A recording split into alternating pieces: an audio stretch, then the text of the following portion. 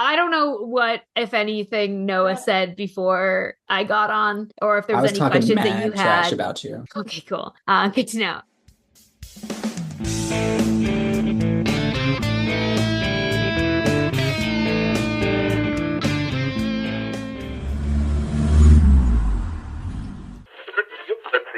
Hello, and welcome to Saving People Queering Things, the supernatural podcast where the little hunter boys from season 1 have officially killed a god. Finally, apparently they hadn't until today. It took long A enough, lot. damn. We very seriously considered this. We took had a a whole minute to think debate about it.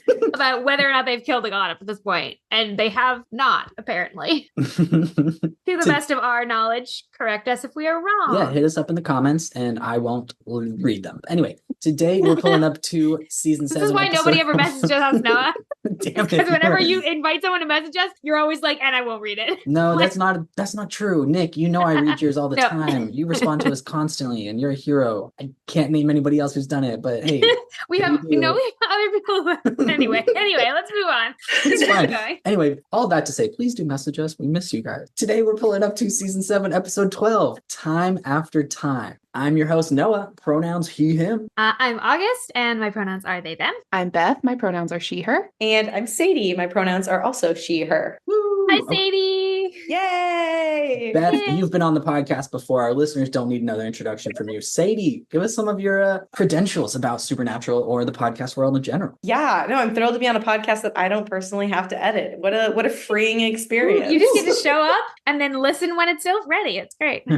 Roll up, roll out. I love it. Yeah, I have been podcasting since 2016, although my earliest forays were super academic stuff. PH Drinking was my first show where I drunkenly interviewed fellow graduate students. Ooh. But Incredible. yeah, it was it was a very fun show, but we had to learn to be like tipsy but not drunk because getting an electrical engineer drunk is super confusing. Like it's a bad time. Ooh. But yeah, my current credentials related to this, I guess, is I am also the creator and host of the podcast In Defense of Fandom, where I talk about the creativity, community, and collaboration of the supernatural fandom in season 1. And in season 2, which I just finished, we talk about how when television series end, what that does to their fandoms. So we expand beyond supernatural. We talk about How I Met Your Mother, Game of Thrones, Avatar: The Last Airbender. It was really, really fun, and I'm really glad it's over because it was a lot of work. Yeah, so much work, but such a like cool topic. Like when There's you so experienced a bunch of much. fandoms, like there's so much, and I love that you focused on like endings and how those like how fandom evolves after endings, because like even the shows you just listed, like they had very mixed like fandoms had really mixed feelings, and that's interesting how it impacts. Oh yeah. And it was really fun to talk to the creators to find out if it was a chance where they got to plan their endings and like script out what they wanted versus getting canceled versus like knowing they had 3 more seasons to go or like 3 more episodes to go. So that was fascinating. Yeah. So yes, go listen to that podcast. I'm assuming it's available wherever you Wherever you listen to things, for wherever sure. you listen to all things. of the places. We will also link it in our I'm description. exclusively on LimeWire these days. So is it there? I'll send you the MP3 file via email. Don't worry. Okay, perfect. Got And you. obviously, Beth is one of the major co-stars of Raising Perdition and has been here a few times. So I'm sorry that I was so aggressive about it, Beth. But hi, It's fine. welcome back. You I met got me in to meet- person. yeah, and you I got thought, to meet Beth in person. Oh and so right, that now was I've got recently. Yeah. I've got some leeway where I can make jokes and they know it's good. Noah's like, I can now be an asshole, and you know it's Bully, affectionate bully. because we've met in person. Parentheses, we bullied each other in affectionate. person, so now it's fine. Okay, It's fine. in my defense, I didn't have to bully Beth that much because she knocked her cup off of the table like 7 times in the course of an hour conversation. I really wish you would have forgotten that, like I did. Oh God, no. At least that was You the had to one take bad my thing cup that away. happened. Yeah, I did. I was like, okay, you've lost cup privileges. I talked with my hands. Fair. It's real. Okay, I do have one more question for you, Sadie, and is your like personal experience with Supernatural. Oh, yes. Yes, the Was that- classic question. It's always my favorite question to ask new fans because I'm like, how did you get sucked into this? Oh, it's always a like, fascinating sand pit. Especially Mhm. anyone who's gotten into it since it ended. I'm always like, how? That would be me. So I was Okay, just you're telling I was just telling Noah about this. I think it was 2022, and I was like on my bus ride to work, and I was watching a YouTube video by Sarah Zed talking about how the ending of Supernatural totally blew up Tumblr. And I was like, this is a spooky show with some pretty people. I could watch that for Halloween. It's October. And I think I watched all of it in like 4 months. My husband was like, I thought I was married to the cool anime girl. I'm married to the lame supernatural girl now. Didn't sign up for this. Like, we have downgraded. That's probably the fastest anyone on this call has ever watched Supernatural. Noah. Sadie, I watched all of Supernatural for the first time in 2021 in 3.5 weeks. Dang. Which is like almost as quick as you can physically actually watch it. Yes. Yeah. You know? With hours in the day. Oh my God. Yeah. No, my one claim. Insomnia. I can tell. I never would have guessed, Beth. During a pandemic, so that probably also contributed. It was 2021 though, so like I was back at work full time. Oh, okay, never mind. Never mind. I love that you're trying to give me that excuse. I don't have it. America moved on that. a little too fast, you know? Yeah, it's true. We were That's still in true. the pandemic for sure, but the pandemic was still killing us, but no, I was like watching Supernatural and then looking up where Jared and Jensen were from because I saw they were from Texas, and then realized that Jensen's brewery was 3 miles from my parents' home, and I had been there and had been told by the waitstaff like, oh yeah, we're owned by this famous actor guy, and I was like, meh, you have pretty good beer though, whatever. Becomes obsessed with Supernatural and then realizes, I was like, if I had been there on a busy day and I was like, oh, look at that really beautiful couple sitting in the corner, I like both of them, and then a year later, darn. darn. I definitely is like both correct of them. response. Shit, should have suggested the 3-way. Anyway, the question I have Offer the beer. I liked your vibe from across the bar. You're offering him his own beer. I think that would be so funny. Which, when I was in Texas, we bought confidence. Yeah, we got some family business beer, whatever. You got it. And I don't like beer. And my friends bullied me into taking one sip, and I hated it. So sorry, Jensen Ackles. I don't. Do you remember like which beer. one it was? No. It was probably Cosmic Cowboy, because if you don't like beer, you probably don't like IPAs, and that's the most strong. I can name their whole lineup. It's very embarrassing. I go there every time I go home to visit my family. Okay, what's their sweetest one?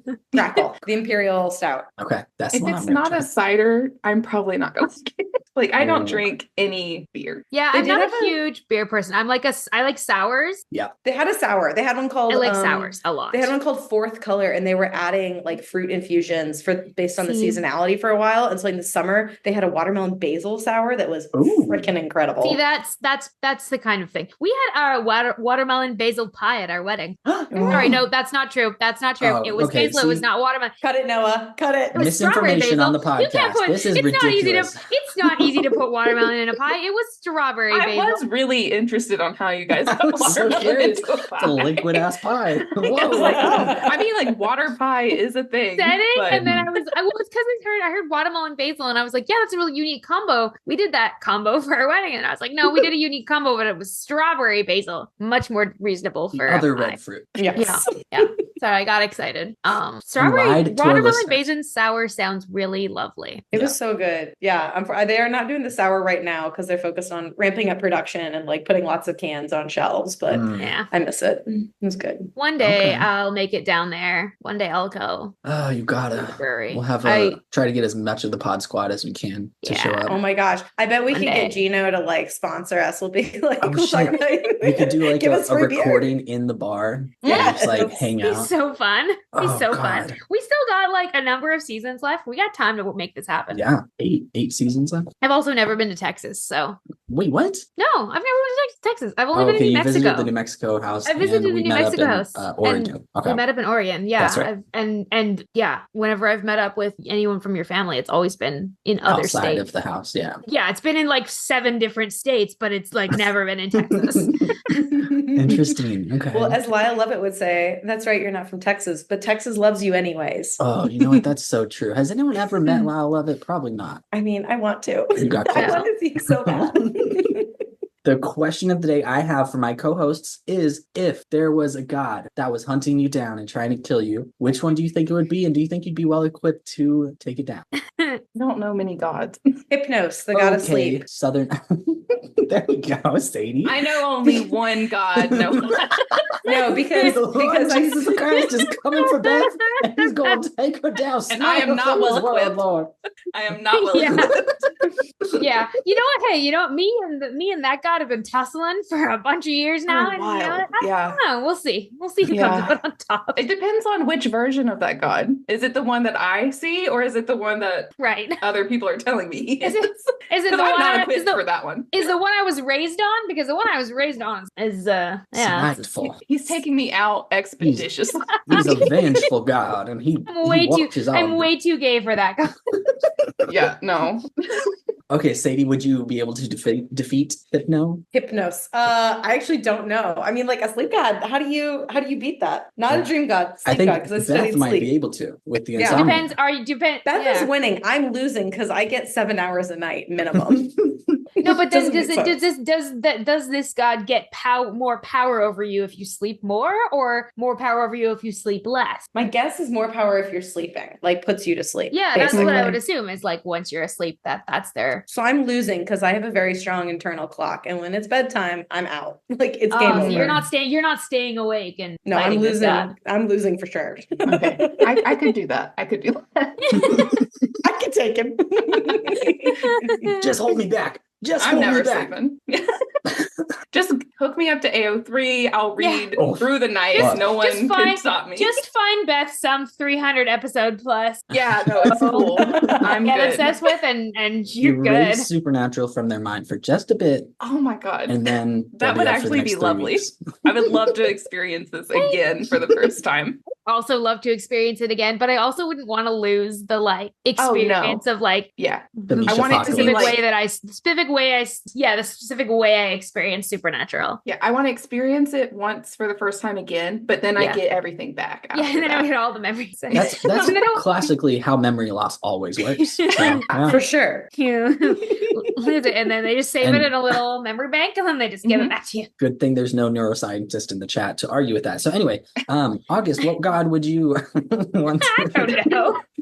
I do want to fight. There is the part of me that's like, I do look at the god I was raised with, god of my childhood, and I do go, yeah, I'm probably not winning that fight, but I wouldn't mind throwing a few punches that way. You could take Chuck down. Mm. I would probably hope that Dionysus comes after me and we would just like bond and team up over some shared trauma. And I wouldn't defeat him per se, but I would become his vassal, You'd be his drinking buddy. Yeah. He had worshippers who were like insane with the amount of wine they drank. I can't remember what they're called. There you yeah, go. you'd be one of those. Bacchanalians. Yeah. Yeah.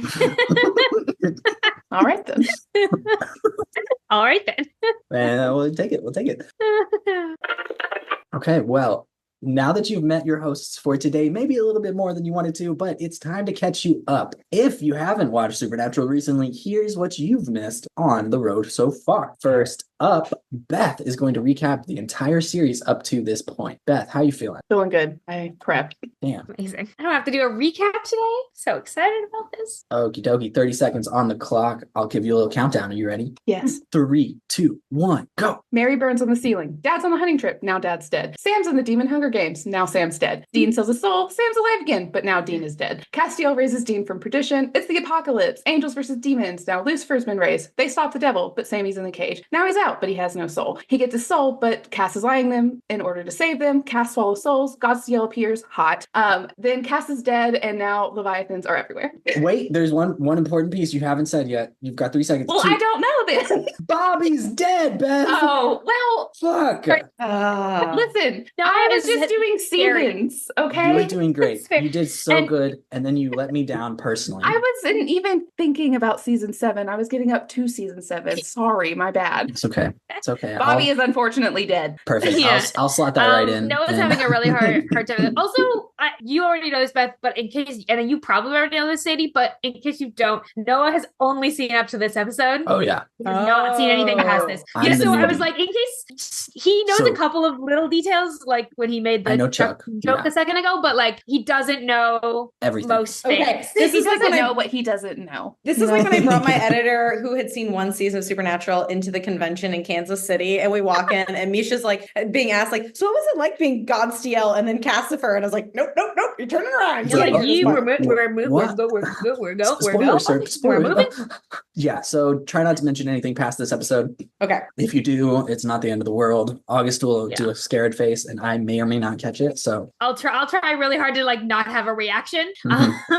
That is always my thing. Every oh my once God. in a while, I will just message someone separately. More if there's like Elena and I will have a lot of side conversations where like I will say something and we will both lose our minds and try really hard not to, and we'll text if they each take other. longer than 5 seconds of like, You're like, Try to come up with a reaction. somehow. Try to come up with a reaction that's not a reaction. And then it'll just be like Elena and I being in our private chat being like, Noah's gonna flip his shit. That's how we are with Abby all the time. So fun. Yes. So fun. But I did clearly latch onto one specific character in the first 7 seasons of the show, and he is now left us. So He is now dead. It's a really hard time. The first note I wrote down on here after Ben Edlin Consulting was, boo, no Cass. So I also have favorites. Cass has been gone for so long. 11 It's been episodes. so long. It's truly so difficult. So difficult. I was like, why is season 7 hard to watch? Yeah. Because There's no Cass is Cass. not here. Yep. Elena does not like season 7. Because Cass is gone. That's Mostly. the season 7 is Elena's bottom season of every season. I believe it's their bottom season. They're like in their rankings. Their submissive season. So now it's Sadie's turn to recap this week's episode. Are you ready? Yeah, sure. Okay, you've got I 30 did not seconds. prepare. Perfect. That's how we like it. Okay, I Beautiful. never prepare, Beth. and I'm just Fine. kidding. For the record, Beth stuck their tongue out at me, and I didn't appreciate it, but I respect it.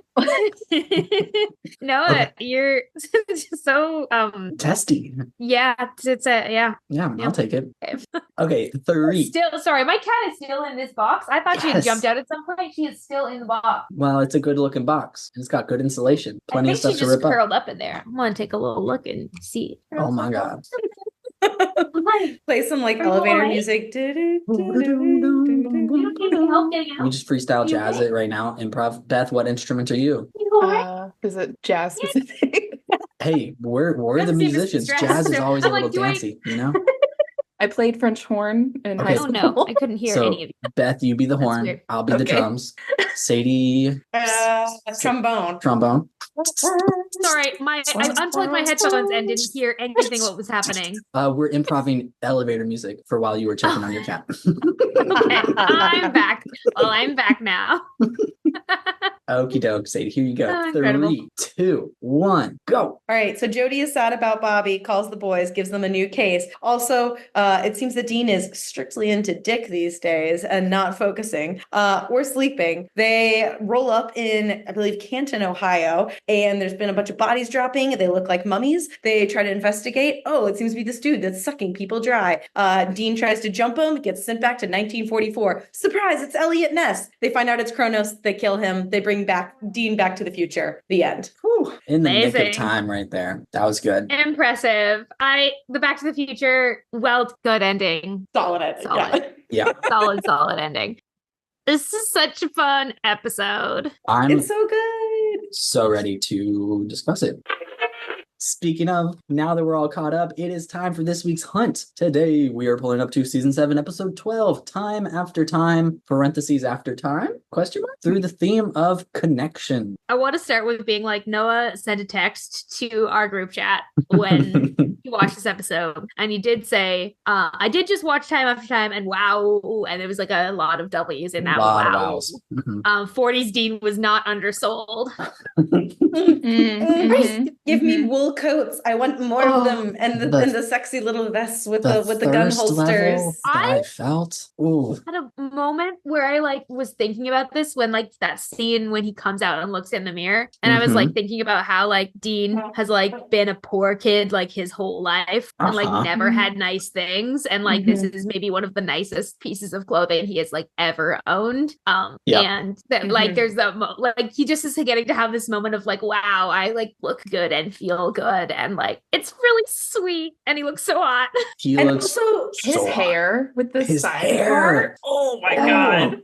The interrogation scene is where I was like, oh, yes, sir. and Roll he's those just- sleeves up. Oh, yeah, yes. he is Also, really the just- music cues when he's like putting on the outfit and he's like Mhm. brushing the shoes off and like clearing the lapels and it's got that little jazzy number playing. I'm like, So all right, we're good. feeling ourselves. They do I like so it. many they do so many fun little like 40s like old movie sort of montagey like stylistic things, and this is like Supernatural at its best when it's like playing with like TV genre and it's playing with TV genre and it's like so fun. My only thing that they could have done is they could have done a little more black and white. They could have done some black and white stuff and that would have been fun. They did do, what was it, Monster Movie? Black and they white have already, done that before, so I forgive them because they have done it before. If they had done like a specific scene, like maybe even the interrogation scene, but I think they didn't want to because they really wanted to show the sweat glistening on Jensen as he was standing and under that's that such light, a fair, which is fair I thing. appreciate the effort. Yes, please. But it really reminded me of Frontierland in the way that like that played with Western motifs, and this one is leaning much into the 40s. I mean, they went full old school fedoras too. Like they did the full length brim. It's none of those like short modern 2000s fedoras. No, like, they're not the Justin. True. They're not the Justin Timberlake fedora. They're like a true 40s style,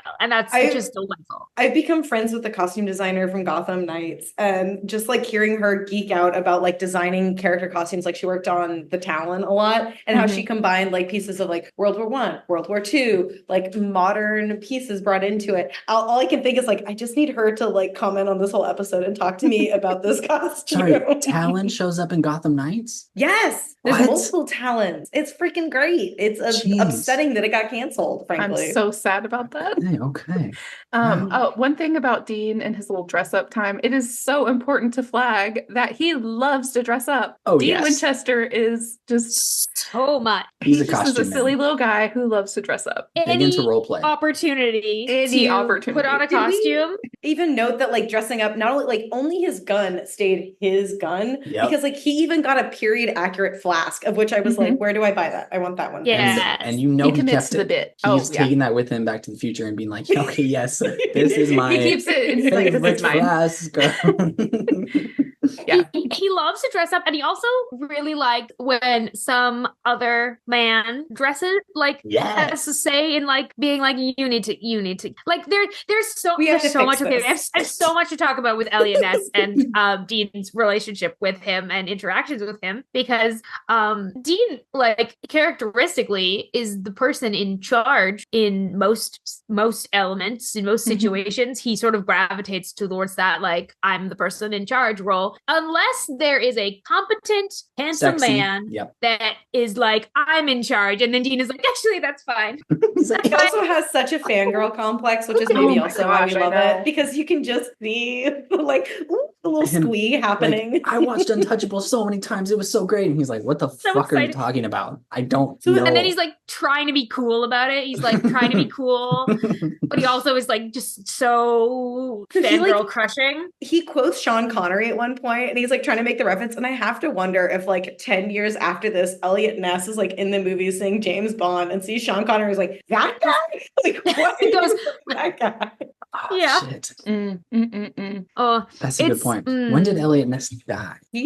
I think it was like in the 50s. Oh yeah, Elliot Ness. Like, unfortunately, I did a little bit of research into him. Like, you know, that's I was really excited to do this episode. But Chicago, even though this episode's in Ohio, which is nonsense. But no, because this is after he busts Capone. But I live in Chicago, and like my husband used to work at the store that's next door to the Green Mill, which was like Capone's hangout. And my husband was like, "Don't worry, I've seen the historical toilets from the Prohibition." And I was like, "Ew." It's like they're not for use. You have to like be in the building and then go back to the service area, and you can find the old toilets. Anyways, I just loved that it had this Chicago vibe. But actually, after Elliot Ness left Chicago, moved to Ohio, he tried to go into private practice and like just was a terrible businessman. Like good at record keeping and books, like knew how to like hunt down criminals, did not know how to be a businessman. And like the end of his life is kind of sad. That's right. He's like it's like those people that have like a sort of either a crisis or like a specific kind of role that they thrive in, and then as soon as that role is no longer available to them, they actually like kind of flounder and struggle, and it's always really sad. Oh yeah, I'm like looking. I just like pulled up the Wikipedia Wikipedia page for him because I was like, Yeah. I don't actually know a lot about him. Wow. Well, He like had multiple marriages and divorces and then was forced into odd jobs, including bookstore clerk and wholesaler of electronics parts and frozen hamburger patties. That's really, hey man, been really there. sad. Just like, yeah. But for the record, he did die in May 1957, whereas Sean Connery made his acting debut in 1954. So Okay. there was some Yeah. overlap So there. there's 3 years to see Sean had an Connery. opportunity Yeah. Important. and then make that connection and then be like, oh, okay, interesting. There's just a lot in this episode of like queer coding for Dean. Oh my God, yes. So, okay, I want to see if Noah caught this because this is something that like people like because it's very subtle, but when they come into which is it, the Oh, store? they're coming Where is it? where? What's her name? Store Ingrid's. She's Yes. got like the most. They're coming into the Ezra? tailor. They're coming. Ezra. Ezra, there we go. Yeah, when they're coming into Ezra's store and you see the shot of Dean like getting out of the car and he's standing there and then you see a soldier walk by and you see Dean stare at his ass and then walk into the store. It's Ooh. not subtle. He like the soldier walks by, like full uniform soldier walks by, Dean goes whoop, and then like I'd say more than the ass. It's more of like he gives the elevator. It's like the yeah, full body yes, section, yeah. actually. It's the full like yes, you're right. It is a full up and down like don't we think know I Dean did. loves a man in uniform. That's why I Yeah. wanted to point it out so you would Because he's know got it's daddy there. issues. Well, Yeah, we know. You're not but- wrong. Yeah.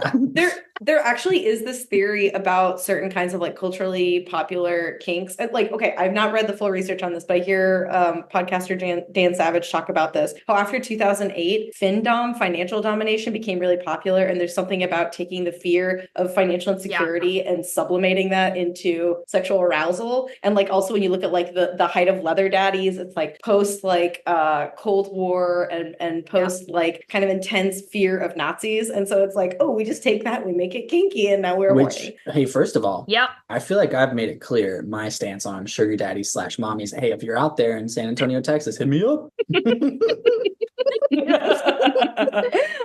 Noah finding any opportunity to Please. say this on the podcast. I just My number wanna get is paid to do one- my little podcast. And A, give me love. I'm married, but if you just want to send me cash, that's fine. The occasional foot pick. I'll deal with it. He'll be fine. He'll That'd be understand. fine. That'll be fine. Yeah, this is also the episode where he like literally Sam says to him like, "Oh, are you looking at your anime, Your cartoon smut?" cartoon smut, or Which, are you first of all, strictly into dick?" And I was sir, just like, Well, Cartoon smut is hentai. It's not anime. That's It's a what I whole know, other I thing. know. Okay, Uh-huh. it's a completely different genre. but are like Dean probably has not a lot of ways of knowing that. I think that's No, probably why. But if he had looked it up, he would know. No, that's true. That's true. That's true. That's the writer's unfortunate. Didn't realize that what they were talking about. I do think that these lines are things that feel very much like sometimes in the writer's room, someone put in a queer coded joke and they were like, "We know what we're doing," and then sometimes the writers put in a queer coded joke without realizing it because that's sort of the character that Dean has been written to be, and so then you get jokes like, "Are you watching anime? Or you're strictly into dick now?" Where I'm like, I don't think in that. I Strictly, don't think you've that always they're been trying into to- dick. They're trying to make Biting, a different. They're biting. trying to make a different joke, like about. They're trying to make a different joke, like, but it's sort of. It's just they just do this with Dean a lot, where they're Yeah. like, "You Yeah. can't, we just gotta And it's- slide it yeah. in there." And I It's one of think, those jokes that would only work with Dean. yeah, yeah, It's not a Sam joke. It's Nope. a Dean joke. No, because if it was, Well, if you would be kind of, it would work. It would if- just be different. Would be different. it would work if it was Dean saying it to Sam because To it gross would him talk out. about some like subconscious stuff that Dean has going on. Mhm. Not Yeah, because it's still about- it's still It's still a ultimately Dean thing. Yeah, Yeah, exactly. that would- Exactly. it would also be such a Big Brother move to Yeah. be like, Oh, yeah. yes, I'm just gonna put this on you now and gross you out, Which so that I don't we have to had- think about it. But which we've seen so many times. Like and Dean, every time Sam takes it in his stride, and I was he's like, like, whatever. I don't even don't care. care. Like that doesn't affect me. How does it affect you, Dean? Like Yes. I'm He's thinking like, I think all you're the way back, projecting. like all the way back to like playthings. Mhm. Yeah. When they're mistaken for a queer couple and Sam's like, whatever. It's kind of weird because we're brothers, but like the fact that its queerness is like whatever, and Dean's like panicking. Yeah. About He's like, but why? They figured me out. Why do they think I'm gay? You're like, And You are pretty also butch, Sam is- Dean. Yeah, I was like, he's like calling him Butch, and I'm like, Yeah. almost like it's a costume. Thoughts and feelings on Like, that. Crazy. yeah, which here we are again, with Dean in another costume, like ogling another man, being impressed by another man's like competency, like letting himself be ordered around. Like we've seen this before. Like every few episodes we see this. Calling Dean Butch sort of leans towards the trans Dean headcanon that Yes, it I've also come to does. accept as fact. To Yes, where it also Sam is does. kind of used to calling him that, but now in this new body, it still tracks, it still works, but he's like, yeah, well, I'll still use that old nickname. Still Betsy. Yeah, I like it a lot. Which also, at the beginning of the episode, it feels like there's a personal call out to Noah Browse in this episode somehow. And I was like, how did this happen? Because they're getting out of the car and Sam's like, so what's the plan? And Dean says my personal catchphrase every time I ever leave a call and leave an interaction with friends. I say, hey, don't die. Yep. You say, be And- safe, don't die. Yep. Felt like they were reaching through the time to talk to me. Yeah. They knew They that in knew. 2024 you would watch this episode. You'd The finally time watch travel this episode. Yeah. It's about Kronos, right? He's unstuck in time. Mhm. So he sent this episode. He sent the Yes, script. exactly. This Somebody episode wrote it. is your name scrawled into a Yeah, sure. A prophecy sometime. Yeah. Yes. This is switching tacks a little bit, but like I want to talk about Jodi in this episode. Yes. Because Yes. I'm so happy every time she's back, and she's really giving like mom, older Did she have sister to use her energy in mom this voice? episode. Like, come Yeah, on. literally the mom voice line. I was like, yeah. Feels like it's a flip, like not a flip, but like it feels like we've been like building towards this in her relationship with Sam and Yeah. Dean, but like her relationship started out as primarily with Bobby. Which is And their dad. now, yeah. So like it makes sense that now it's kind of transitioned, but it was like I feel like this is the first time we've really seen her like mom mode. Yeah. Mhm. And I feel like she also gets to be a little bit of a, I don't want to say a harder character because I don't think that's right, but she has like a little bit more going on than the sad mom that we meet at the very, very beginning, the first time Yeah. we meet her. Yes. And I wonder if part of that's also because Bobby has died and Yeah. she's like stepping into like a parental role in that way. And Mhm. also that think like, so. I'm not going to take your shit kind of role. Yeah. Because Yeah. before they already had that covered. So I she was think- like, all right, I'll be a little softer with Yeah. you. I think that was a That's- choice yeah. for Jodi as a person, not like necessarily the writing. Like, sure, we can blame it on that for sure. But like I think that Jodi seeing Bobby do this, and she knows that the boys don't need that. They're like, okay, well, I'll be the nice cop who's over here just helping where I can, and Bobby's gonna call you out on your shit. But now that he's gone, she's realized that they do need that still. They don't have anyone else. They don't have anyone anyone else in their life to do that. So she's like, "You're not going to take care of yourself, and Bobby's not here to tell you to take care of yourself. Go take a nap.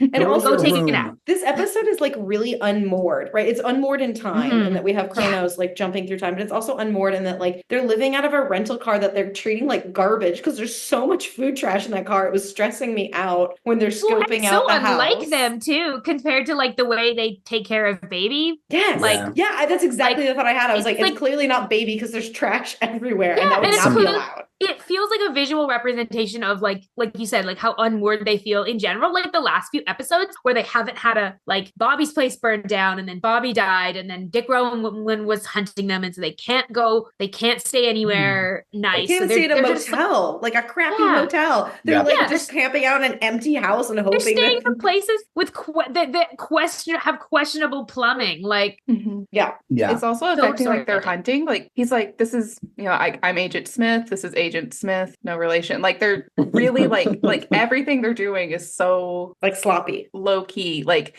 yeah, it doesn't And they have their have to cover same their- usual flair.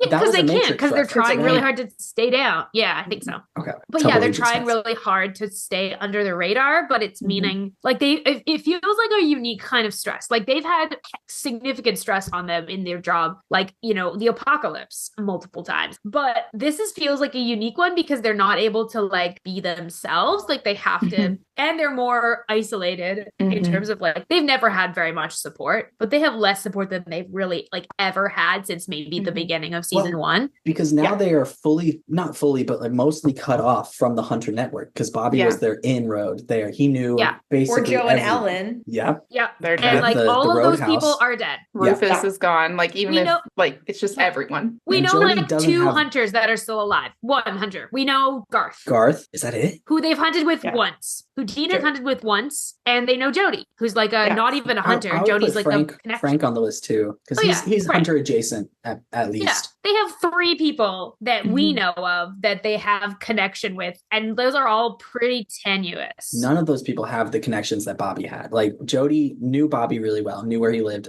all of that, but doesn't know all of the people that he knew. No. The one thing that I would say helps in their favor is that they have access to Bobby's storage unit, which he might have some sort of records in there about other hunters active right now. And so now that they've got all that stuff at their little base camp in this abandoned house, I guess. Which now apparently they're going to have to lug all those boxes around. Do they have to take them back in and Unsure back after out? what's going to happen to Is this all a of that stuff. permanent, semi-permanent house? Like I feel like my the house was understanding is it's introduced. just like a flop house, right? Like it's basically like whatever town they roll into, they're just gonna find a flop house and just Okay. So I'm just like, are we gonna cart Bobby's library around with us too? Yep. Just in like the they're car. changing cars all the time to not get That caught too, by like Dick. that's Like terrible. Yeah. It's very much like the way they don't have a base or anything. It's funny that this isn't like Kripke era anymore because Kripke really wanted them to not have a base camp. Like, and here they are. They are. Is this killing Sarah off anyone who Gamble gave era? them this, the semblance of like security. Kripke would be like, "You're dead, actually." Yeah, they're like, the roadhouse burns down. Yeah, like, sorry. You can't use umbrellas when it's raining. I don't care. You gotta look cool. I think he actually did. Like he was like, yes, but well, to and be they fair- filmed in Vancouver, so it's literally always raining. Yeah. Like the amount of times that they're clearly trying to fake the fact that it's not, like, or they're trying to pretend it's not, and you're like, and I'm like looking at it being like, But rain. to be fair, everybody looks hotter in the rain, right? Mr. Darce, what did we learn from that? Okay. That's true. Like, So let true, him get Noah. wet. It's, Let a him little get bit of wet. a drowned rat look is Let him sexy. get covered in Yes. blood. It's sexy. Oh, yes. Okay, that's on my team for the blood debate. I agree Yes. with the blood debate. Wait, does it matter? Does it matter if it's your own blood versus an opponent's blood? Nope. Okay. Either way I works. would I don't think we say- differ. I personally think that with men, it needs to be their blood. That's what I Oh, like. It makes them a interesting. little bit more pathetic. Okay. Yeah, okay. it softens them Right. up. I'm You gonna need get to some. You mix. need some vulnerability. You need some vulnerability there. Yeah, I don't really So- want them covered in other people's blood because I'm like, oh, Right. that's just an aggressive man. It's just Ooh, violence. okay, yeah, fair. When a woman There's a in another difference man's, between. a woman in somebody else's blood, a la Carrie, you're like, she's powerful and I want Yes. her. Exactly. You get We it. support You're women's understanding rights. what I'm And a man, you're thinking. like, And we support women's wrongs. We are all Yeah, about it Hell over yeah. here. And I've always said that. Yes. This is a good continuation of the blood equals sexy question mark debate because it really does. The gender piece does make a significant difference. Which is why, the Winchesters, I'm like, you gotta be covered in your own blood. I do just want to say that non-binary folks covered in anyone's blood are always exactly. hot. Like I'm Yeah. yes. Exactly. We just could get be a your blood, pass. it could be other people's It blood. doesn't matter I don't whose give a blood it fuck. is. Exactly. It's hot. It's fine. Yeah. But I'm just like something thanks, Donna, something thanks. blood, something bodily fluids, but I'm not wait, going wait, there. wait. Hold on. Not all bodily fluid. There is a lot. Covered in scat. No, not sexy. It's, I'm not gonna list them all because Beth is already Stop. freaking out. So I'm gonna move on. Stop saying things. I didn't say shit. Well, now No, you not did. specifically. No, see, that shit was different. I was Heavily talking about I didn't implied say anything. But okay. I was gonna say something about the episode. What was it? Oh, Dean didn't throw scissors in this rock, paper, scissors thing. Oh, doesn't yeah. I doesn't know. he always throw scissors? That's like Yep. his whole thing. Again, they're so out of their normal. But yet Sam still knows him Yep. and knows that he's not in his normal groove. And he's like, and I can He's gonna tell put exactly rock. what you're gonna Sam do. is still going For to sure. win. Sam is still going to win. Still wins, but He's like, I know you're not doing scissors, so I actually know exactly what to do here. Oh, it was so good. How does paper It's even beat another rock? thing, speaking of time and things that are out of time, Soldier Boy famously loves the older ladies. And when Ezra kissed Dean, I just wrote down, okay, Soldier Boy. Let's go, Soldier Boy. Like, Oh, okay, man. because he's also from the 40s, right? Like that's his whole thing. Yeah, He's that's what 40s. cracked me up. So 40s, 40s. It's from this exact era. We've just determined that like Jensen looks very good in this era's attire. I'm sort of so ready wardrobe, for and they're Bot like, Rising. It's gonna have so many good fits. It's gonna be so It's fire. We've they're just really gonna dress him up in so many good costumes. And that alone That's a is good time. worth watching. Facts. We've really just established that Supernatural is somewhat psychic for the future because It's with always this been and meta, Jensen and doing Soldier Boy, and Yeah. then Yeah. whenever they went in the French Mistake to Jared's house and he had the whole Walker Texas Ranger looking thing behind him, Mhm. they Yeah. called him Walker Texas Ranger once. Supernatural is predictive. It's Yeah. it's Yes. predictive. It's unfortunately predictive. But it is predictive. It is. Yeah. You cannot escape, but like Mm-mm. that's They said a It is what it dick is. politician would be ruining the world, and whoa, how did 2020 go? 2016, really? Yeah. I have a selective memory loss, and no one's hit me in the head again to regain those years. Yes. Lucky you. Because that's how it works, right? Because that's how memory works. Take it from me, a PhD in memory. PhD in memory.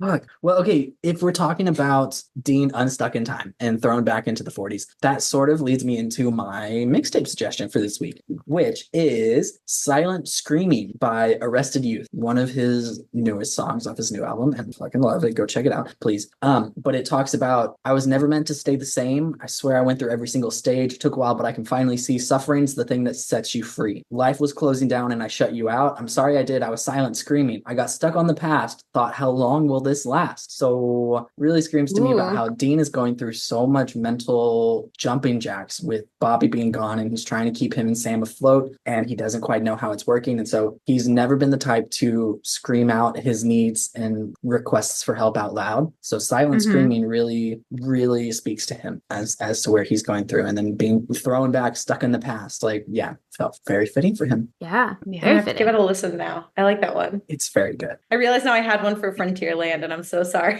I'm like, dang it, I should have been on that episode. You As can you're throw it out describing the now. lyrics. We'll throw it on the playlist.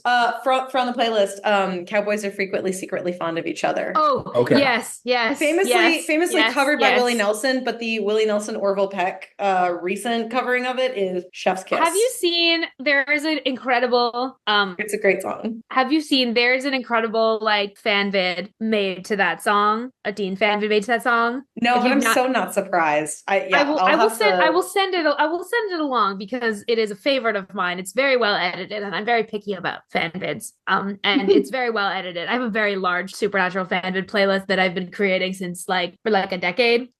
That song feels exactly right for that. And But the yes, new covering it's- with Orville Peck is so much like it's even better somehow. I believe it's the new. Yeah, it's very good. It's very good. Yes, but my favorite is what did you think all them saddles and boots was about? Yeah. Like it's like, yeah, that's a You're leather like, king. yeah.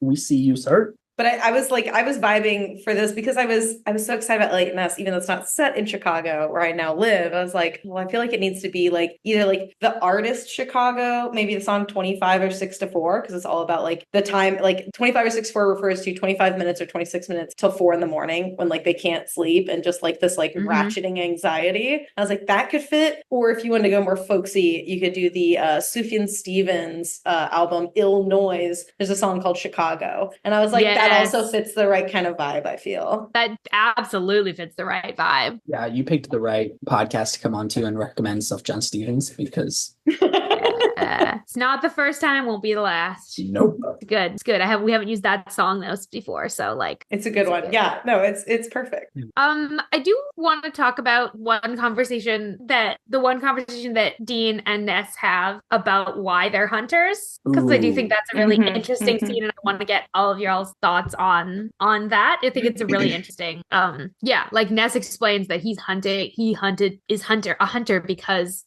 vampires showed up and started turning people, and he just became a hunter. He doesn't have, everyone's kind of got a traumatic backstory, but like he doesn't have a traumatic backstory. He didn't like end up in hunting because of something of a tragedy that happened to him. Do you feel like rare. Also like personal tragedy, like, and this is partially some like historicism or like some like retrospective thinking, but like there was so much traumatic global changes happening that the personal trauma, not that it didn't matter, but it didn't register in the same way, because like he talks about about, he's like, yeah, people die in the war all the time. Like, you know, it's 1944. Like, Yeah, World War there's II been- killed a ton of people. Also, there's been like 2 wars, a depression, like A pandemic. a pandemic, all in his lifetime. So like he's already like experienced so much global trauma that I think that's a really good point. Or like your And he personal just trauma sort of- like doesn't matter, quote unquote, and that like they are personal to you and they matter to you, but you are not the only one who has lost a loved one. Yeah, You're not special. everyone has.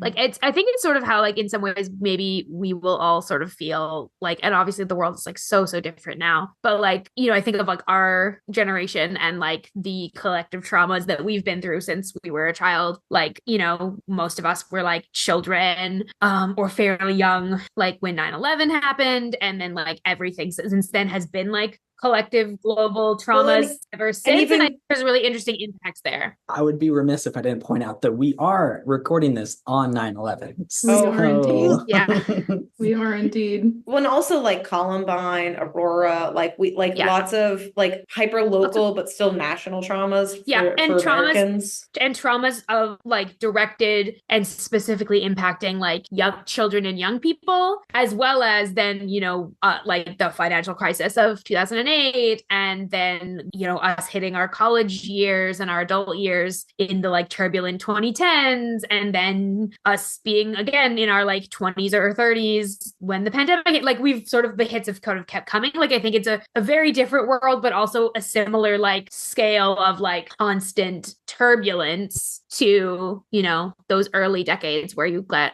big giant things that is sort of like shaping your whole like foundational like growing up years. And I it's don't know not if even this is like the making sense. other, no, it does. I mean, and it's not like other generations haven't had their own generational traumas. Oh no, Like, exactly. my mom talks about remembering when there was the Kent State shootings, which like that was actually like state violence on protesters. Like we can talk about Civil Rights March, we can talk about the Vietnam protests, but like, so it's like everybody has had these, but the way Every that they generation has are that. conceptualized by the generations themselves too, how much of it's about like me versus us, I think like varies, and that affects some of this. Yes. And how much like globalization has impacted them as well. How much like the way that the internet and the access to information has sort of like I think our like now in the past like 10 years, like the access to that information and the inability to like escape or like get a break from hearing about every traumatic thing the world is experiencing is like never before. And that's also having, I think, a unique impact on our lives. Anyway, there was a point about Supernatural somewhere in here. How Ness doesn't have personal trauma tying him to hunting. Yeah. And so I think it's interesting. And I wanted to hear what you all think about like what Dean sort of says, and then also what Ness says back to him about like buck it up, basically. I think that Dean, season 7 just makes me so sad for him. Like he's obviously reeling from Bobby's death. Yeah. And Cass is still. But that's what he was not good when Bobby was alive. Like he was already like really going through it. Like he had that moment when he was high on the turducken sandwich. Like he was like, you know, I don't care that I don't care. Like it's finally like I feel great because I don't have to worry about anything. You know, like he's been feeling this almost like, I mean, kind of like what he said, like he doesn't know why he does anything anymore. Like he has no purpose in life. If his family keeps dying, all he has is Sam. He probably thinks Sam's better off without him. Like it's just... It feels like it's been building since season 6. Like it's been building the whole show, but like particularly like I feel like we've been tracing this thread since Sam came back, or like basically since they reconnected. And like since then, Dean has been dealing with the like reality that like his family didn't tell him that Sam was back, and he's been trying to catch up to like what's happening for like that entire time. And then it's just been crisis after crisis with like Sam and Sam's soul, and then, you know, thought he could trust Cass, and then Cass betrayed them, and then we've gone right into season 7, and then like, you know, Cass, they finally get on the same page, and then Cass immediately dies, and then they're running, and then Bob, like I feel like he hasn't had a chance to like, it makes sense that he has sort of hit his like I don't care anymore. I can't care anymore. It is really sad. I was hurting because it feels like the toxic masculinity that Elliot Ness is giving to Dean in this moment might end up healing Dean in some sort of way, but not because he respects and agrees with what Elliot Ness is saying, but sees how problematic it is. And it's like, oh, well, actually, maybe I should actually deal with my emotions because they are causing issues. And okay, hey, thanks for letting me know, Doc. Like, yeah, there's a chance that might help him. But I'm kind of surprised when toxic masculinity ends up healing, like, this is not You're great. not in a good spot. That's not good. That's not good. I feel like No.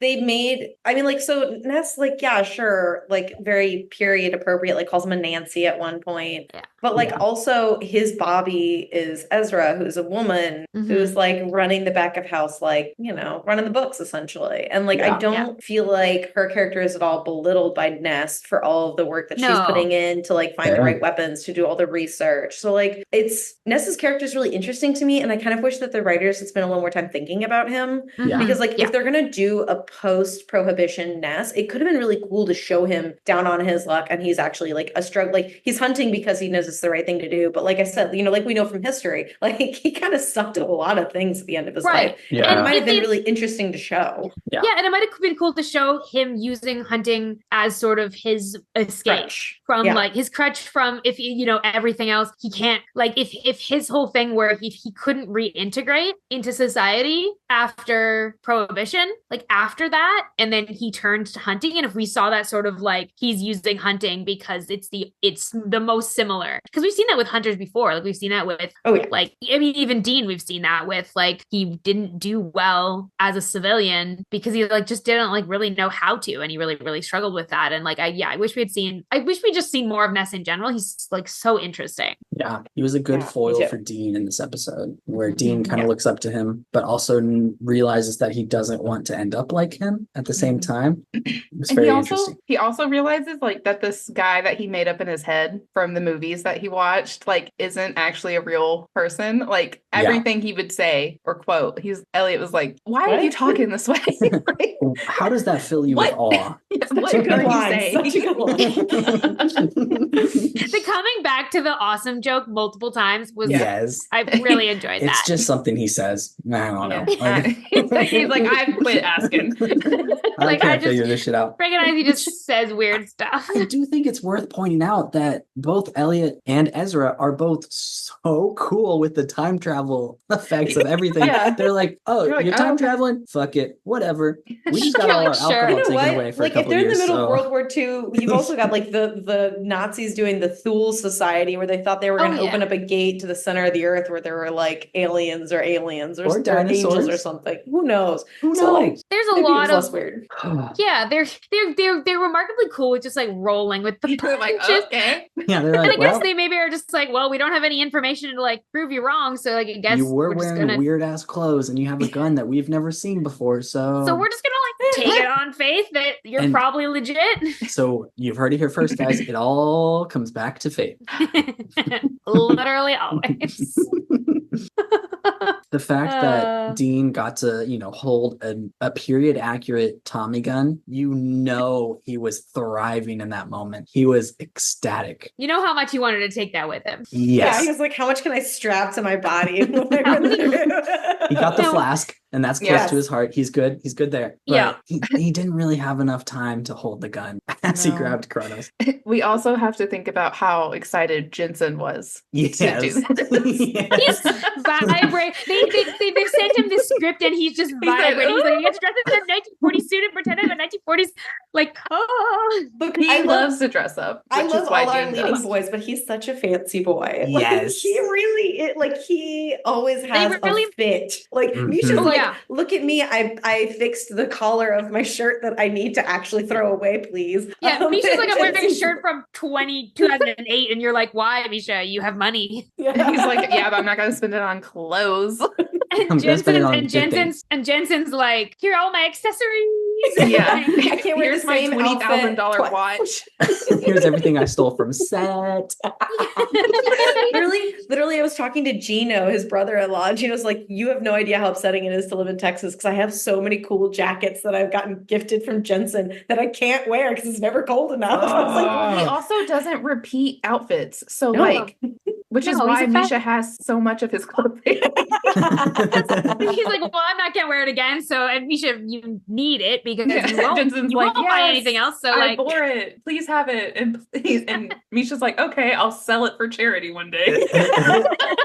Everyone Right wins. back. Honestly, it works out for great for everyone because everyone's excited about this. Oh, I do yes. think it really is. They chose the correct brother to make the one that they dress Oh, up yeah. because Oh, they yeah, don't for dress sure. up. They dress up Sam every once in a while, but they're like, Jared's not that excited but about it. So, In, like, in Yeah. Frontierland, Dean is the one that dresses up Sam, right? He's like, he Mhm. recommends the He's outfit. one And he's like, hey, he's this is what always we going to got be to the one do. that's excited. Yes. And it's I- because Sam's like, it's man, also we have to Jensen. dress up. Sam's always very annoyed by the fact that they have to dress up. Literally since season 1, Sam's the one that's like usually like to dress up. Dean complains Yeah. a little bit about the monkey suits in like season 1. Yeah. Yeah. And To then, be fair, and they then were as soon like as they start rented doing cheap. it, They were like cheap And then- suits. So he was just like, I need a better suit. He's yeah. like, So come on, guys. this is the episode where he gets the better suit and he's Mhm. like, this is what it feels like. Have a Yes, tailored please. suit. I do have to say, like, when I was watching this episode and it was Dean looking in the mirror and he's like all happy and like giggly or whatever, like that is Dean Winchester to me. I have looked Jensen Ackles in the eye. You know, like I've touched Brag. that man.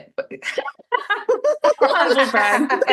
Like, Brag. it literally does not feel like the same person to No, it doesn't. It doesn't feel like the same person. insane. It is super, Well, super weird. You're like, you are to like, it be is, but it fair, isn't. It's been Yes. like 13 years since that episode was recorded, right? Okay, Yeah. time. But even like later episodes are like, you know, like Yeah. things that are closer to like It's, yeah. I think that Jensen just doesn't act like a giggly child in front of fans because like Yes. he is a little, I think he's an introvert. And I think it's Yeah. why he's like, Yeah, this is definitely. much. I like these, but this is much. The boundaries, like I think that also maybe is somewhat of the like he likes to dress fancy, but there's also like this performance element to it, and I think he's doing that. Like he's very Mhm. much performing when he's at Yes. cons, when he's interacting with Yes. fans. Like He is he working. has, I think, much more Yeah. of a boundary between his like personal and professional life than like someone like Misha does. And like Misha definitely still has those boundaries, but Misha plays with them more. And I think Jensen has been really like. Misha fucks with you to like make you figure out where his boundaries are. And then Yeah. Jared originally had no boundaries and then was getting trauma dumped on and was like, oh, Yeah. I need to like actually figure out where this line should be. Yeah. Because But like always and keep he's still- finding he's amazing, but he still gets like a lot of very intense stories. Yeah. Which Yeah. like you can tell he cares, but also I'm like, man, that's gonna be hard. But also, like you're not a therapist. You didn't sign up for this. Like you didn't actually ask to get all these stories. And it's interesting how they all three of them have navigated like the fan Parasocial interactions. relationship. Yeah, in very like distinct ways. But it does Yes. mean that you get like I feel like I don't remember if it was Elena or who it was. I feel like we talked about this on an episode at one point, and I don't have I no think- idea when. It was pretty recent. Yeah, and we talked about how like Dean, there's always like elements of like Dean is part of Jensen, and there's always sort of elements there, but it's like how he shows that and how he expressed that. But it's like really interesting when you meet him in person because there's the very clear distinction without also like see these flashes of like You see these that's- flashes, or he talks Dean about is how he always with loves him like he's like a brother, and you're like, but it's also you. Like, Yes. It's also you, like Dean very clearly is a part of who he is. Yeah. Like, but, we don't like, see not- we don't see Jared or Misha having birthday parties for their character on socials, I right? do think Misha has a weird relationship with cats, but it's a different sort of weird relationship. I agree. And I'm not sure what relationship, mostly because I will admit I don't pay a lot of attention to Jared and what he says about things. Okay, but to be fair, I've heard but like I that don't, yeah. Jared's interactions with fans are a lot more personal than Jensen's. Oh yeah, no. are. I think in They terms are. of fans and stuff, I'm just They- like, Okay. curious about his relationship with like With his Sam. character. Okay, That's okay, more okay. what I mean. It's I like was his gonna say- relationship with the fans I know are like lovely. Like I think people have really, really positive interactions. He's the only one of the three I have never actually interacted with, and like I've heard really, really positive His things. autograph line line is always stupid long because he has a full conversation with everyone who comes up. Which is like, and so he's like, I know, I'm so sorry that I'm running late, you guys, but I just really want to like actually interact with you all. I And mean, like, people he's don't so care. freaking sweet. Yeah. So sweet. They're all really, really kind to fans in very, again, also very unique Different ways, yeah. Because like I remember meeting Misha, like I met Misha at like a Gish event in Vancouver in like 2012, 13. I don't remember. Whoa. A long time ago. We were making the world's largest paperclip chain, I think. I honestly can't remember. It's like at a park A in likely Vancouver thing for him to be during doing. filming. Yeah. It was like one of the early Gish. It was one of the early Gish years. And I just remember because me and my friend, who were both like really, really obsessed with Supernatural, went and like found him and like said hi and asked for a picture and like talked to him for a couple minutes. I just remember like how kind he was and like it was very, very meaningful. And it was like that was like still in the like earlier years where he could be a lot more like he could do an event like that and not really have to like vet how fans interacted with him because there was like less stalkers.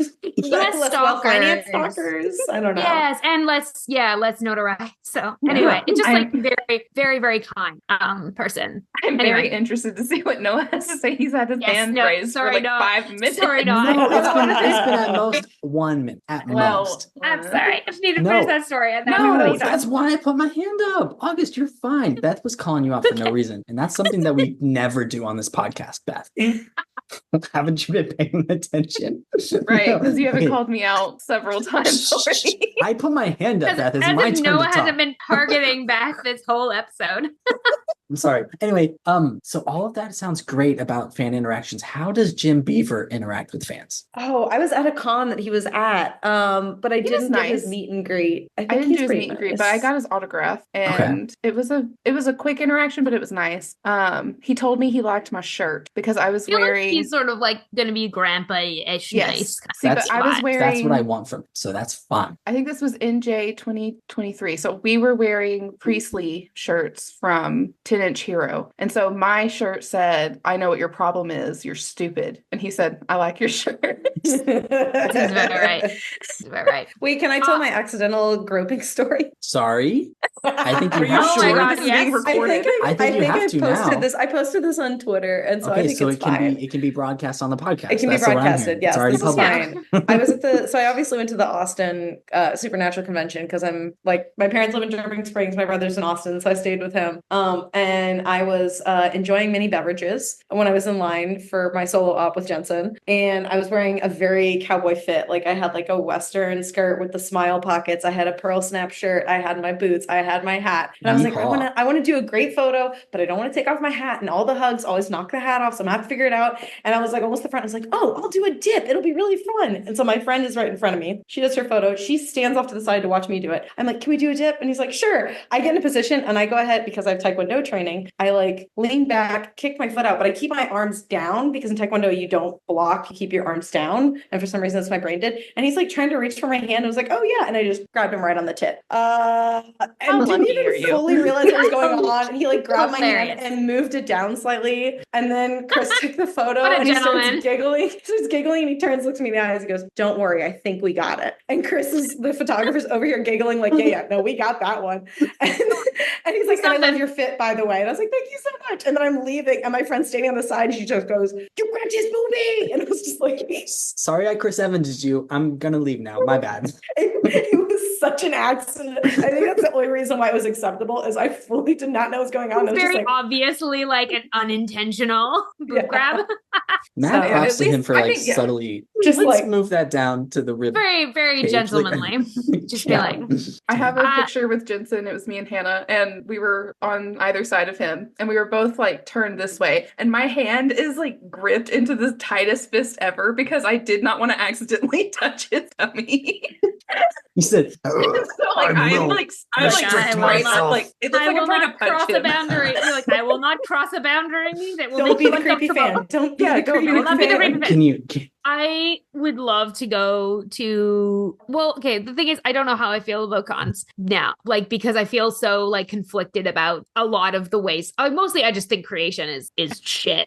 That's so fair. But yet I would also like love to actually get another chance to like, I would love to actually do like an autograph and have an actual moment, actually talk, like, some of those things are really cool and would love an opportunity to do those again. But I like hate that part. Like I hate the like growth. You just see so many like cringy parasocial stuff at cons that I just am like, oh, it makes me so uncomfortable secondhand, like so uncomfortable. It's so bad. Like I'm someone who has gone to a lot of cons at this point. I mean, not as much as some of my friends. They're going to several a year. But like it's like the only way where I can see my friends. So like that's the main reason I would go. I'd like actually like go to see a friend, like one of my friends, and or like one day I want to get Noah to, if possible, I want to get Noah to meet Jim Beaver. That would be that's goal. my one that goal. Would be. Mm-hmm. I want to run into Jensen and Jared like in the wild. That would be ideal at HEB in Dripping Springs. You live in the right place. You live in the right place for right place for that to accidentally happen. Yeah, you do. But Jim Beaver,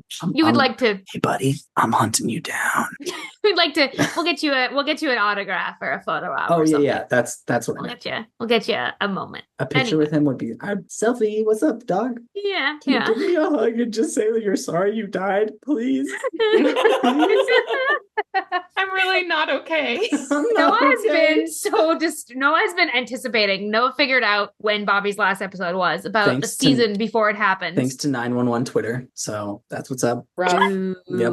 We've been trying to keep spoilers from him, but he figured it out. And so then for like a season, he was like counting down episodes, and it's now been a few episodes since the day that it happened. And Beth is freaking out. It's because in season 7, episode 10 of 911, the character named Bobby, who is the father figure of the whole group, almost died. And so in the promo pictures, everyone was like, "Are you kidding me? They're doing this to me in 2 seasons, 2 different shows." Like, Fuck. and so yeah. So I was like, "Oh, no!" It was a very accidental like spoiler, but that sucks.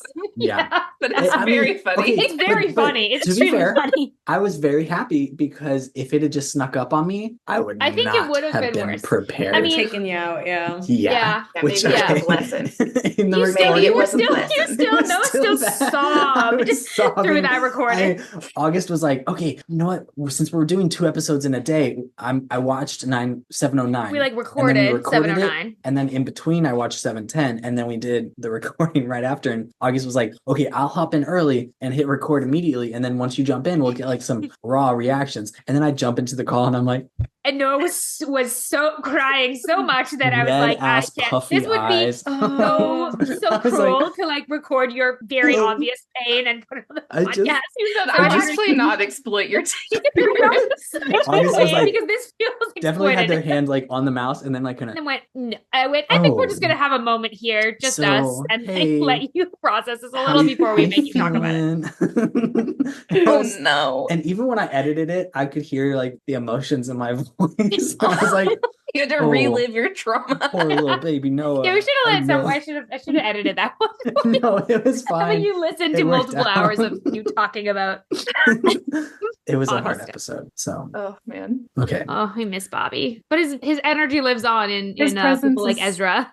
His presence is still there. That was one of my notes. Actually, is this Bobby's grandma or mom? Like, is this someone related to Bobby in some sort of way? I watched this episode with Dylan, and he also was like, "Is there lore behind that?" And I said, "What do you mean?" He was like, "Is she related to Bobby?" And I was like, "I don't think so." Fascinating. I literally never thought that. She does also say idjit, which that was the main bit. I was that's like, what makes people like. That's real specific. Yeah. If it's one character's final line 2 episodes before, yeah, you can make a connection. You're supposed to make a connection. I think Dean made that connection for sure. Dean definitely interacts, which I think is part of why he's like very unsure of what's happening when she kisses him, because there's like this like she's been relating to him very much like a Bobby figure, and then all of a sudden there's like this other thing, and he's like, "What? What?"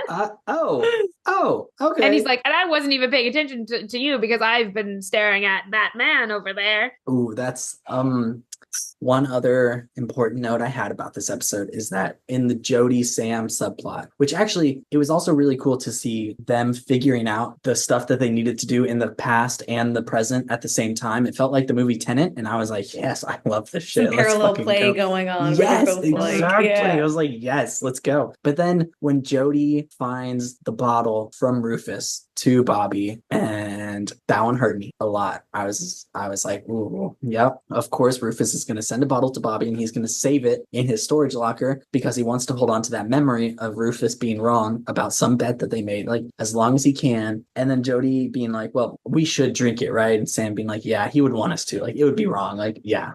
That was really wholesome and really sweet for them to do, and got some tears in my eyes, not gonna lie. Yeah, that was such So a meaningful moment. I was just like, oh, Mhm. like it reminds you of the connections that people have even after, like when they're gone, that weren't to you, but were like other relationships Yes. they had. It's like that, how special that is to like make you feel Witness. connected to them again because Yes. of you're seeing how their life has connected. It's cool. It's very meaningful. Yep. That I don't have any other specific notes about this episode unless anyone else does. I've got one more about when they stab Kronos. Well, first of all, the fact that Ness tosses the tree branch to Dean saying, hey, untouchable, reaching back to what Dean referenced him as, like he's relating to Dean in a personal way. Really sweet to see. But then once Dean does stab Kronos in the present, the effect that they had with the heartbeat and the veins and the like electric the type audio of, too of the changing of the heartbeat, because it's all and about how time and it this got like slower and so the good. effects that they were really killing it right there. I was like, yes, this is what we wanted when you brought dragons in last season. Like, fuck, you couldn't have done better for that, but whatever. Okay, they did really well here, and I liked that a lot. Yeah, I also liked that. And then Kronos tells them their little future, and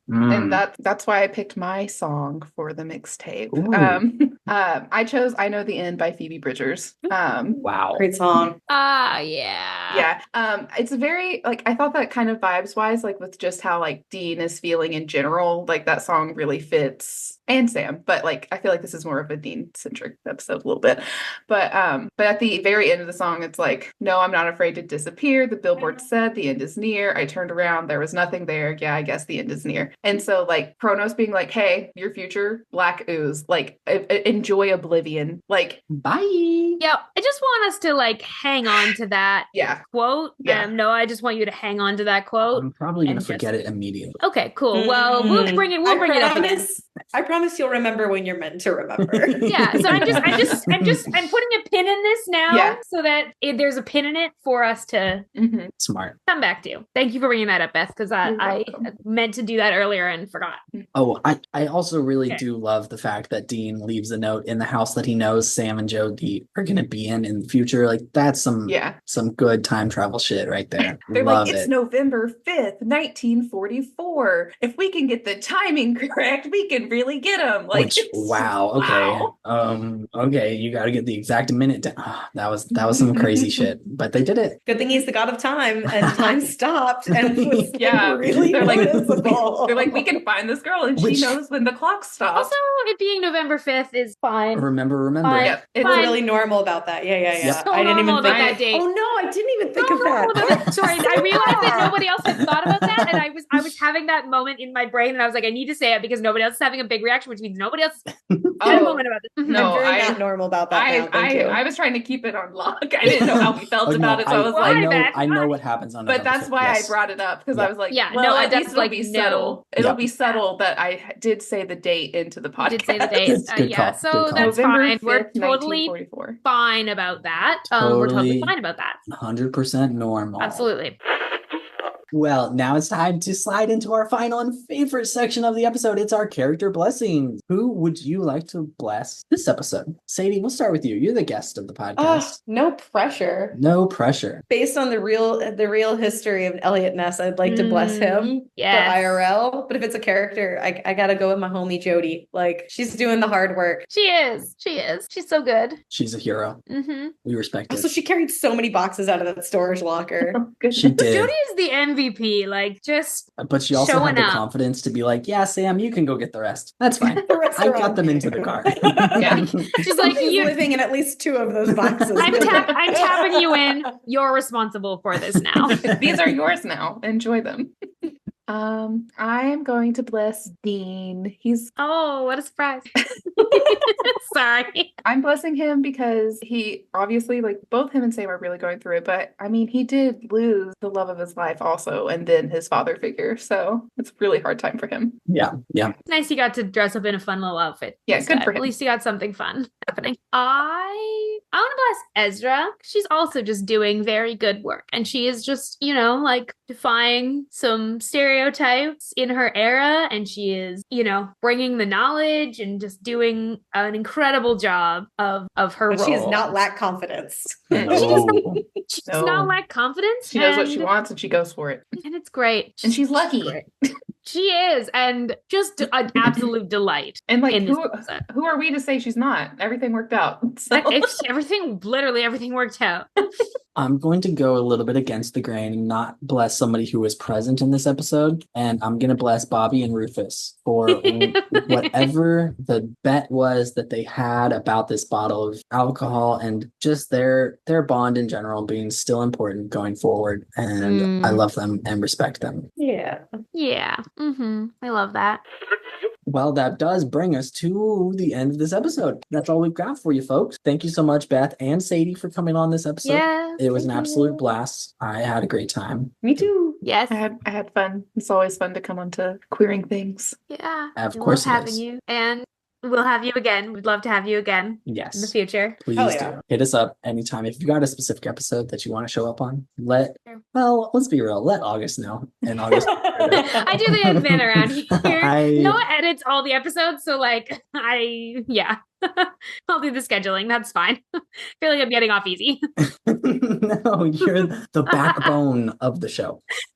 But if you haven't already, go check out Raising Perdition, and you could throw back yourself in time to listen to some Raising Winchesters. But it's a little bit of a flashback. Also, go check out Sadie's podcast, In the Defense of Fandom. In Defense of Fandom. Yeah, I know it's a terrible name. I don't know why I chose it. No, I like it. It explains what the show is really well. Yes. Yeah. Explains what the show is really well. People forget it all the time. They're but like, it's fan defense, and I'm like, oh, sure, why not? You know what? That'll show up. That'll pull it up in the algorithm. It's about stealing fans and which ones are the best ones. And that's actually fansplaining, which is a podcast explaining fandom and fan culture. Oh shit! It's really good. Highly recommend. We will link your stuff. Is there anything else either of you want to share about, like anywhere else people can find you or your stuff? If you want to follow me personally, I'm Beth Loves Cass everywhere. So, and I'm on many of the socials at Sadie Witt because no one can spell my last name. 1 T or 2? 1 T. Heard. As if I am witty.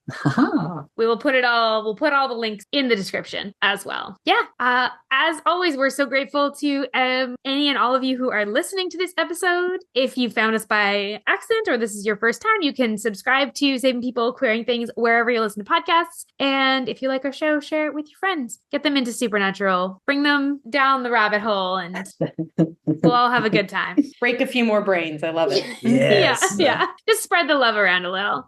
And if you want to talk about Supernatural with us, you can join our free Discord server. If you want to find us on any other social media platform or look at previous season mixtapes, you can find all of that on our website, which is queeringthingspodcast.com. Oh, also, we're currently going through Queering People Saving Throws. It's our main crew along with KJ of Supernatural Opinions. We take a deep dive into a really fun, really queer D&D adventure, releasing more or less every other Friday right here on our feed. Be sure to ride along with us next week as we explore Season 7, Episode 13, The Slice Girls, through the theme of duty. Thank you all for coming along for the ride. And we wish you a peaceful road until we meet again.